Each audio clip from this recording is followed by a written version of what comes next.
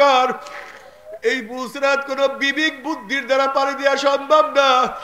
এর জন্য যারাই পুলসিরাত পাড়ি দেবে শুধু মুখের মধ্যে থাকবে আল্লাহুম্মা সাল্লিম, কিয়ামতে নিরাপদে পুলসিরাত পাড়ি দিয়া দেয়।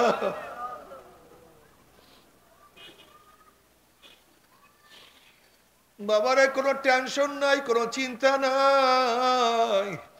সারাদিন দুনিয়া দুনিয়া দুনিয়া করতে করতে জীবনটাকে ধ্বংস করিয়া ফেলাইলাম।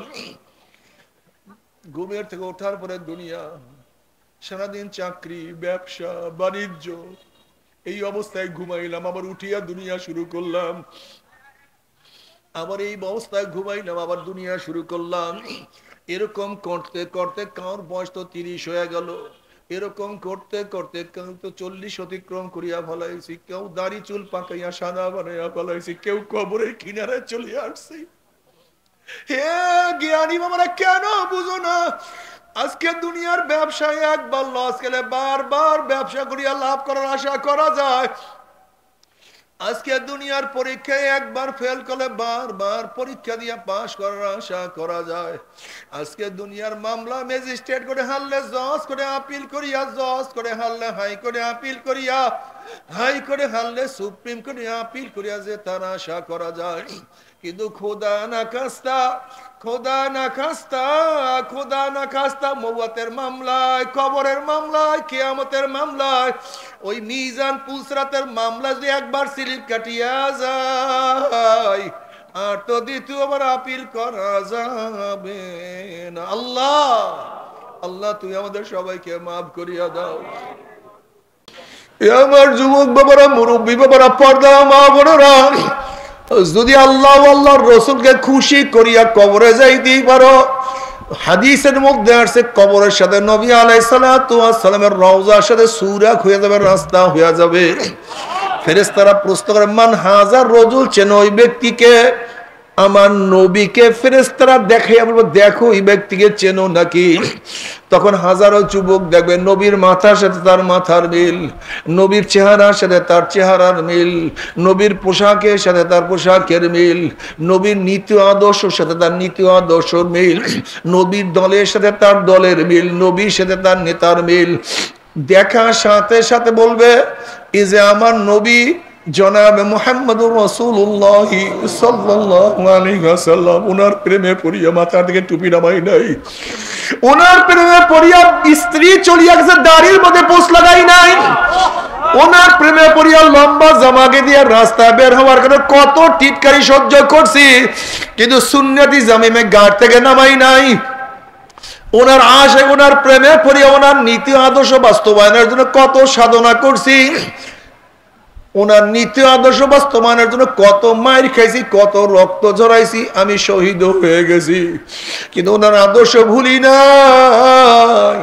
এই যে আমার নবী জনাবে মুহাম্মদুর রাসূলুল্লাহ সাল্লাল্লাহু আলাইহি ওয়াসাল্লাম, আমার মাওলা ডাক দিয়ে বলে, সদাকা দিয়ে আমার বান্দা সত্য কথা বলছে। এ ফেরেশতারা কবরের মধ্যে জান্নাতের বিছানা বিছায়া দেয়, জান্নাতের পোশাক পরায় দে, জান্নাতের নাজ নিয়ামতের দ্বারা গোটা কবরটাকে ভরিয়া দে। আল্লাহ তুমি কবুল করিয়া নাও। কিয়ামতের ময়দানে আল্লাহ পাকের মুমিন বান্দা মাঝে উঠবে, আমার মাওলা ডাকিয়া ডাকিয়া আরশের নিচে ছায়া দিয়া দিবে। নবী আলাইহিস সালাতু ওয়াস সালাম নিজের হাতে হাউজে কাউসারের পানি পান করায়া দিবে। মান শারাবা লাম ইয়াজমা আবাদা, যেই ব্যক্তি এক পেয়ালা হাউজে কাউসারের পানি পান করবে 50,000 বছরের মধ্যে আর কোনোদিন পানি পিপাসা লাগবে না। আল্লাহ তুমি কবুল করিয়া নাও। নবী আলাইহিস সালাতু ওয়াস সালাম ফরমান, হে আমার উম্মতরা, কিয়ামতের ময়দানে 3 জায়গা আমাকে খোঁজ করিও।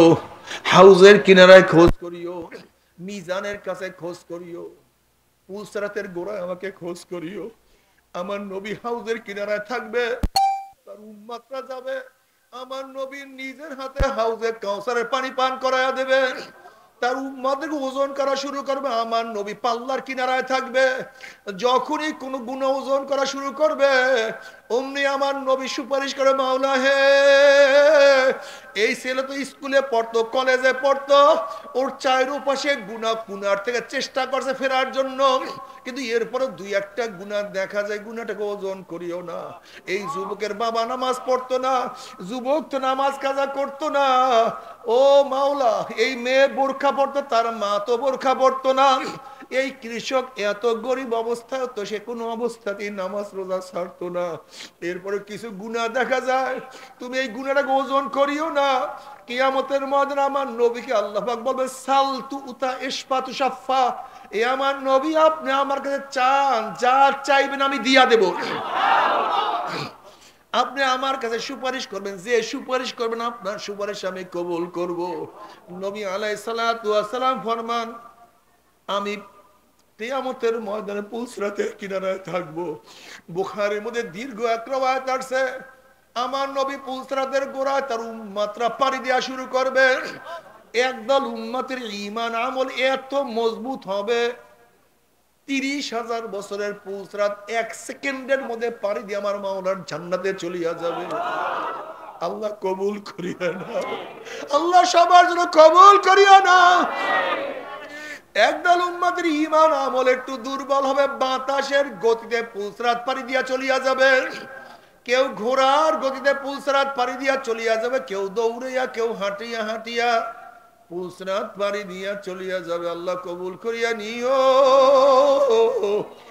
পুলসরাত পাড়ি দেওয়ার তৌফিক দিয়া দিও। এই রওয়ায়াতের মধ্যে আসছে, নবী রাসূলগণ যখনই পুলসরাত পাড়ি দেওয়ার চেষ্টা করবে, সবার জবানের মধ্যে শুধু একটা কলেমা থাকবে, আল্লাহুম্মা সাল্লিম, আল্লাহুম্মা সাল্লিম, আল্লাহুম্মা সাল্লিম। আল্লাহ সহিহ সালামতে পুলসরাত পাড়ি দেওয়ার তৌফিক দিয়া দাও। খুবই মারাত্মক, চুলের চেয়েও চিকন, তলোয়ারের চেয়েও ধার, নিচে জাহান্নামের আগুন, অমাবস্যার চেয়েও অন্ধকার। এই পুলসরাত কোন বিবেক বুদ্ধির দ্বারা পাড়ি দেওয়া সম্ভব না। এর জন্য যারাই পুলসরাত পাড়ি দেবে শুধু মুখের মধ্যে থাকবে আল্লাহুম্মা সাল্লিম,